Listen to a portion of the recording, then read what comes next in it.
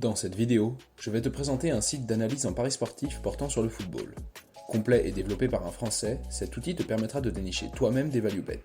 Je vais te donner des clés que j'utilise personnellement, des critères solides et rapides à mettre en place, qui te permettront de créer de nouvelles stratégies qui pourraient bien s'avérer gagnantes sur le long terme.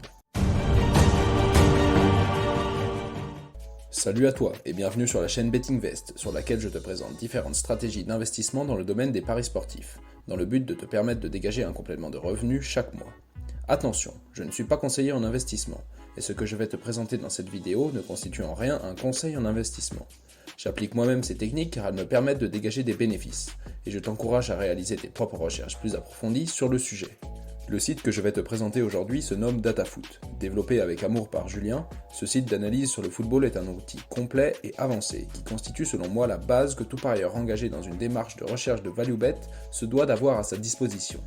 Plus complet et mieux organisé que des sites d'analyse comme FlashScore ou SofaScore, DataFoot te permettra de facilement mettre en place des stratégies avancées prenant en compte tes propres critères clairement définis.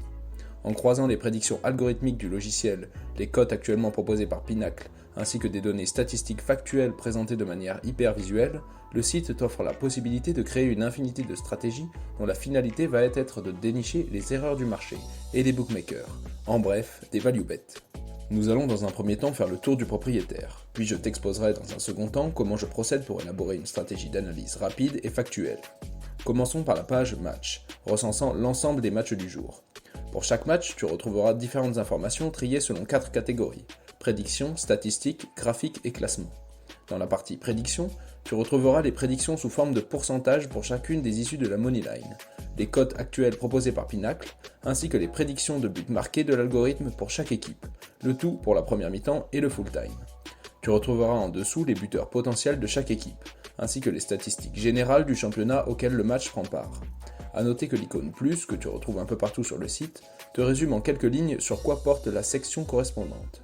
Dans la section statistiques, on retrouve un résumé des différentes statistiques clés associées à chaque équipe, le code couleur indiquant quelle équipe possède l'avantage pour chaque type de stats.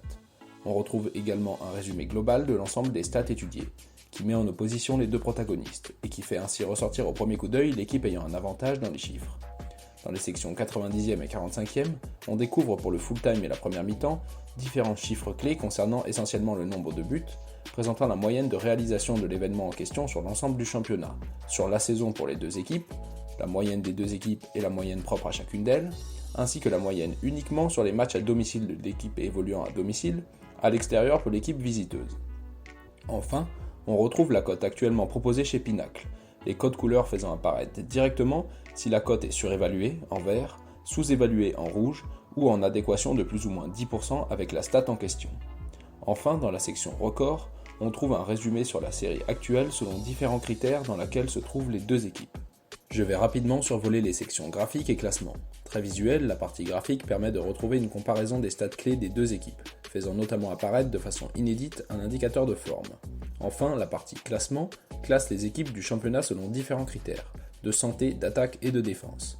A noter que tu peux retrouver un avertissement en bas de la page d'un match, dans le cas où le nombre de matchs joués dans la saison en cours est trop faible selon le site, ou ne recelant pas d'un intérêt particulier de jouer le match à fond pour l'une des deux équipes.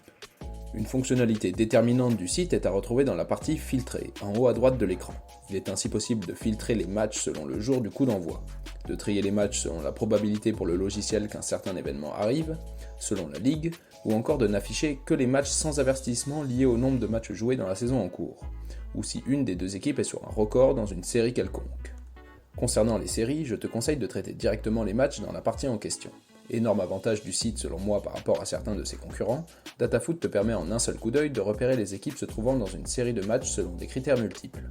Les parieurs sur les fins de série trouveront ici leur bonheur.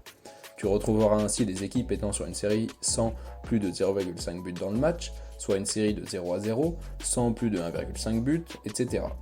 Tu peux encore une fois trier selon plusieurs critères, notamment selon la période, half-time ou full-time, le type de série sur la moneyline ou sur les buts, le type de calcul, la date, la ligue, etc. Je trouve très intéressant dans cette section de filtrer selon les séries records. Tu retrouveras ainsi toutes les équipes qui sont sur une série record depuis que l'algorithme enregistre les données du championnat en question. Ce sont les équipes marquées de l'icône médaille. En cliquant sur un match, tu retrouveras les différentes informations que l'on pouvait observer sur la page match. Enfin, pour chaque série, est indiqué si l'on a affaire à un critère donnant lieu à des séries courtes, neutres ou longues. Ainsi, il faudra prendre avec des pincettes les séries au nombre de matchs importants, indiquant que l'événement se produit assez fréquemment, et qu'il est par conséquent assez risqué de parier sur une fin de série.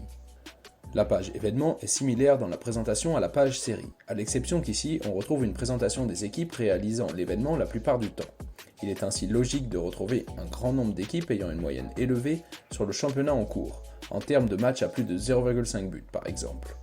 La page Ligue te permettra, elle, de trier les différentes ligues recensées par le site selon différents critères, que ce soit le nombre de buts, l'issue du match ou le fait que les deux équipes marquent ou non dans les matchs de ce championnat. La partie algorithme recense différents algorithmes purement statistiques et automatiques développés par la plateforme. La plupart d'entre eux ne possèdent pas un nombre de paris suffisant pouvant permettre de valider ou non leur efficacité. Je te conseille de ne suivre que les algorithmes affichant plus de 500 voire 1000 paris terminés à leur actif, et étant rentables bien évidemment. La section bankroll te permettra de créer jusqu'à 3 bankrolls et d'y placer les paris que tu effectues ou encore les paris de stratégie que tu as en test sur la plateforme. Cette partie est simple et bien développée. Elle te permettra d'obtenir un aperçu rapide des différentes données clés d'un suivi de paris, sans te donner toutefois un nombre d'infos trop important, pouvant à terme altérer l'analyse de tes bilans.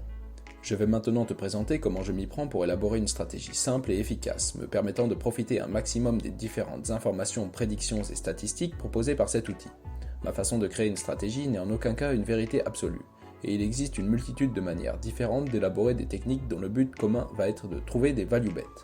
Si tu ne sais pas ce qu'est un value bet, je t'invite à aller visionner cette vidéo de la chaîne dans laquelle je te présente les fondamentaux qui se trouvent derrière ce principe central dans les paris sportifs. Pour ma part, je sélectionne environ 3 à 5 critères précis, facilement repérables sur la plateforme et en rapport direct avec le type de pari dans lequel je veux me lancer.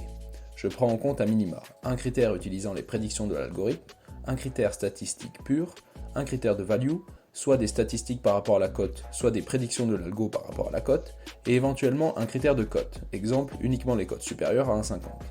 Enfin, je choisis un critère de fiabilité du match, soit sans le critère d'avertissement du site. Concoctons une stratégie sur le plus de 0,5 buts en première mi-temps. Personnellement, j'aime bien baser mes analyses sur le principe des fins de série.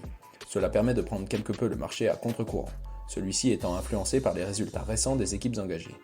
Ainsi, mon premier critère va être que le match sur lequel je vais parier va avoir au moins un des deux protagonistes sur une série d'au moins 2 matchs consécutifs sans plus de 0,5 buts en première mi-temps. J'obtiens facilement cette liste dans la partie série, en filtrant sur les matchs du jour ou du lendemain, section 45e minute, but. Ensuite, je vais cliquer sur les matchs correspondant à ce premier critère, et vérifier dans un second temps si le site prédit plus de 1 but en additionnant les prédictions pour la première mi-temps des buts des deux équipes. Si ce second critère est rempli, je me rends dans la section statistique, 45e minute, puis je regarde s'il existe une certaine value concernant la cote du plus de 0,5 but en première mi-temps. Il suffit alors qu'au moins une des 3 statistiques présentes soit en vert et qu'aucune ne soit en rouge, pour que je valide le pari. Pour les plus rigoureux, il peut être judicieux de filtrer les matchs en ne gardant que les matchs sans avertissement concernant le nombre de matchs joués. En ce début de saison de championnat dit estival, cela va considérablement limiter les possibilités de pari. Mais n'oublie pas que patience, rigueur et maîtrise de soi sont les maîtres mots dans le monde des paris sportifs.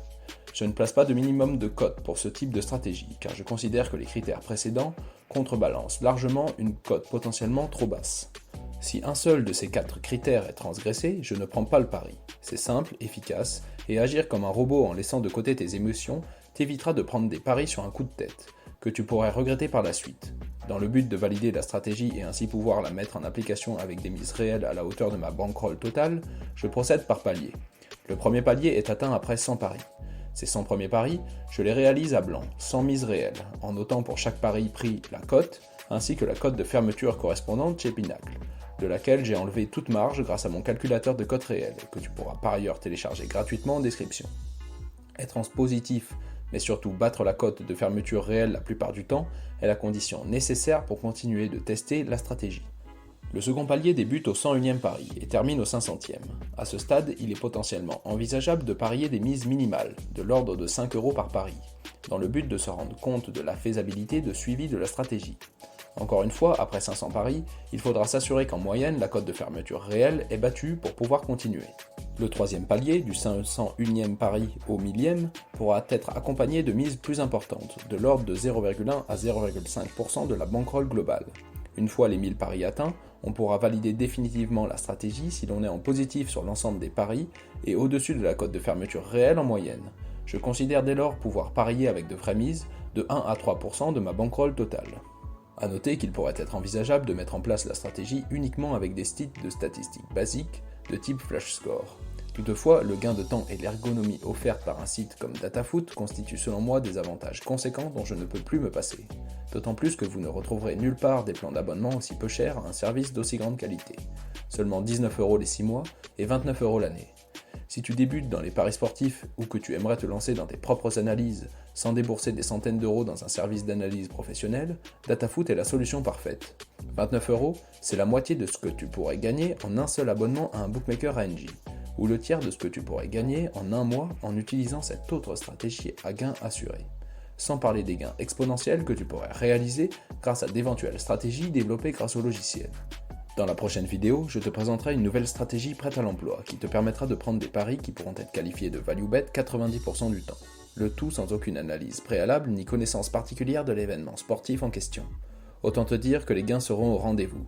Alors n'oublie pas de t'abonner, de poser toutes tes questions en commentaire et as always, passe à l'action.